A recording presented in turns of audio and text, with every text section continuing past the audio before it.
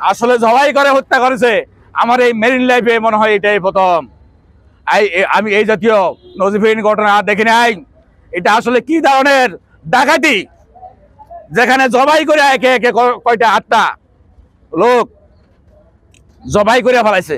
তার পাশাপাশি আমি সুস্পষ্ট বলতে চাই, আবারও বলতে চাই, আসলে আমরা এই সেক্টরে আমরা জানি নিরাপদ ন্যূনতম নাবিক সংখ্যা অনুপাতে এখানে লোক থাকার কথা কমপক্ষে ওই জাহাজে 11 জন, ব্রিজে 3 জন, ইঞ্জিনে 3 জন, কয়জন হলো?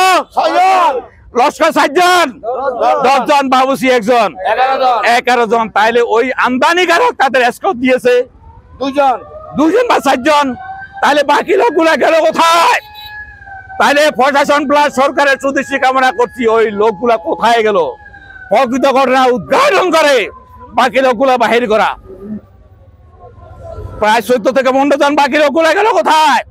লাশগুলা এখানে আসছে, একজন এখন মৃত্যুর সাথে মাঞ্জাল হতেছে, বাকি লোকগুলা গেল কোথায়?